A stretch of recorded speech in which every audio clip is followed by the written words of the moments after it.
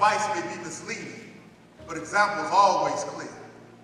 And the very best of teachers are the ones who live their creed. For to see good put into action is what everybody needs. I can soon know how to do it if you let me see it done. I can watch your hand in motion, but your tongue too fast may run. And the lectures you deliver may be very fine and true, but I'd rather get my lessons by observing what you do. For I may misunderstand you in the fine advice you give, but there's no misunderstanding how you act and how you live your creed. Good morning. Good morning. Yes, indeed, we have one life to live. Of all the people on the face of this earth, that's one thing that we all have in common. One time here on this earth. I've never known anyone to leave here and come back and tell me anything different. And so because of that fact, we need to maximize that opportunity. We need to take full advantage of that opportunity. We need to embrace that opportunity. In the few minutes that I have, I want to talk to you about 4 people that I tend to come across in life. Graduates, I want you to listen very closely. These are 4 people that we tend to come across in life. The first person that I tend to come across in life is the person that we call the player. We call this individual the player because the player is in the game called life. The significant thing about a player is that they know that 80% of success in life is the show-up test. If you're just willing to show up, 80% of the time you will have success. They say 90% of success in life is being willing to show up and show up on time. Anybody got a problem with that? They say 95% of success is being willing to show up on time and have a plan. And they say 100% of success, graduates, is being willing to show up on time, have a plan, and then execute your plan. You all have done that. You all have executed your plan. You've done what you've needed to do from kindergarten to 8th grade, and now you are here graduating. The second person that I tend to come across in life is the person that we call the spectator. That's what you all are doing right now. You're sitting there watching me, but see, I have love for a spectator, because a spectator has goals, a spectator has aspiration, a spectator has dreams, a spectator has something that they want to do with their life. And so what I suggest to you, graduates, is that you find a mentor. How many of you in this room have a mentor in your life? Every hand should go up. It's not just for the young, it's for the old like me too, that all of us should have a mentor, somebody in our life that can help guide us through the trials and the tribulations that we will face in life. I would say find a mentor, somebody doing something that you want to do with your life, and then you respectfully pursue it. The thing about having a mentor is that you don't even have to know them personally. They don't even have to know that you exist. You just need to know who they are, the great things that they are doing in this world, and then you pattern your life after them.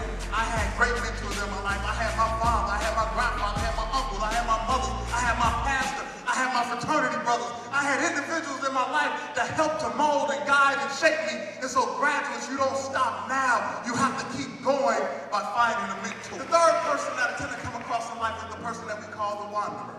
This person never knows what's going on. This person doesn't even know that there's a game being played. They said that you have 3 types of people. People that make things happen and people that watch things happen.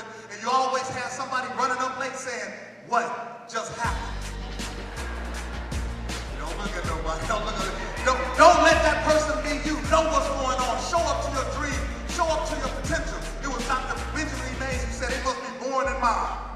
That the tragedy of life does not lie in us not reaching our goals. The tragedy lies in not having a goal to reach. It is not a calamity to die with dreams unfulfilled, but it is a calamity not to dream. It is not a disaster to not have captured your ideal, but it is a disaster to have no ideal to capture. It is not a disgrace to not reach for the stars, but it is a disgrace to have no stars to reach for. Dr. Mays says not failure, but low aim is sin. Young people, we have to start aiming high. We have to start aiming high. Too many of us are aiming for nothing and hitting nothing dead on the head. We have to aim high. See, we live in a society today, troubling times, where our hearts and minds are right now. A lot of us in Charleston, South Carolina, and so we need for our young people to understand that there's going to be trials, there's going to be tribulation, but we need you to have the presence of mind. We need you to understand each and every day as you journey through high school and as you journey through college, that you can be the change that you want to see in this world, that your ideas, your thought can help bring peace to Chicago, can help bring peace to the United States, can help bring peace to this world. I'm reminded of a story of a young man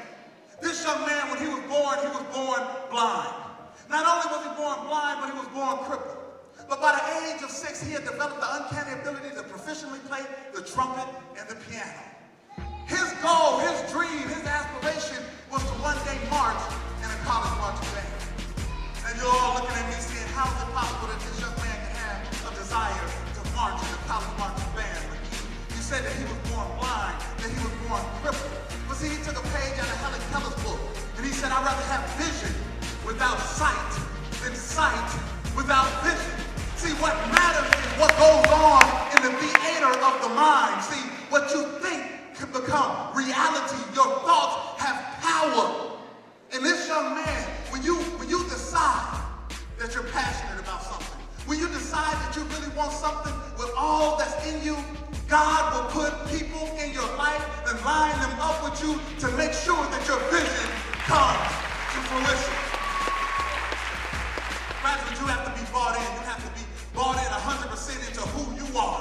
Not a carbon copy of who somebody else is. Be the best you that you can be. Graduates, you have to have enthusiasm. See, you should go to school each and every day, particularly us as African Americans. We need to run to the schoolhouse. Let me say that one more time. We need to run to the schoolhouse because, see, there was a time in history where it was not even legal for us to learn. It was a time in history where we didn't have the opportunities to go to high school, to go to college, to go to graduate school, to earn our doctorate. It was a time in history. And so I need you to run to the schoolhouse. I need you to run to college. I need you to run to your career. See, too many of us walking around here with low self-esteem. Too many of us walking around here listening to what people are saying about us. See, too many of us what we need to start doing is sometimes stand in the mirror and talk to yourself. Stand in the mirror and tell yourself that you're brilliant. Tell yourself that you're intelligent. Tell yourself that you're beautiful. Stand in the mirror and talk to yourself so that you can drown off all the negativity that you hear in each and every day.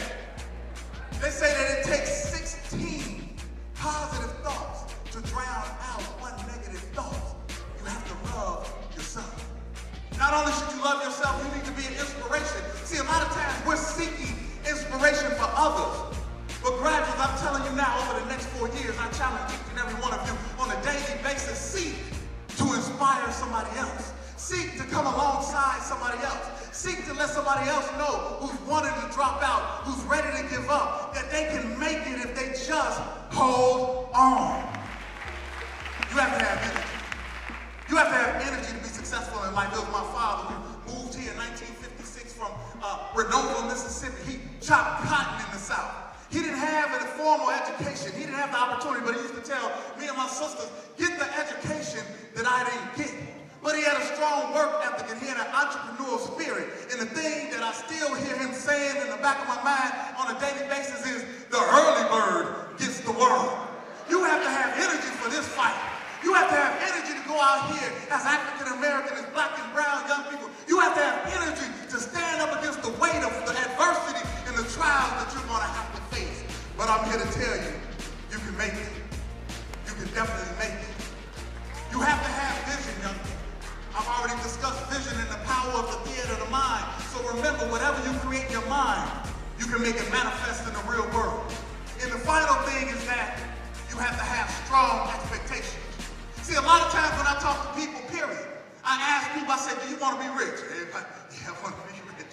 Do you want to be a millionaire? Oh, yeah, I want to be a millionaire. But the question is, do you have an expectation to be rich? Do you have an expectation to succeed? Do you have an expectation? See, you need to start to have certain expectations for your life that match up with your short and long-term goals so that you can see yourself 5 years from now, 10 years from now, 15 years from now. Graduates, have strong expectations for your life. When you want a thing bad enough, you have to go out and fight for it. Work day and night for it. Give up your time, your peace, and your sleep for it. When all that your dream and scheme is about it, and life seems useless and worthless without it. But if you simply sweat for it, fret for it, and plan for it, and lose all your terror of opposition for it, and if you simply go after that thing that you want, with all of your capacity, strength and sagacity, faith, hope, and confidence, and stern pertinacity, if neither famine, cold, or poverty, or gall, or sickness and pain, your body, your brain, can keep you away from the thing that you want, if dog and grim you besiege and beset it, with the help of God, Beasley graduates, I believe you will get it. Thank you.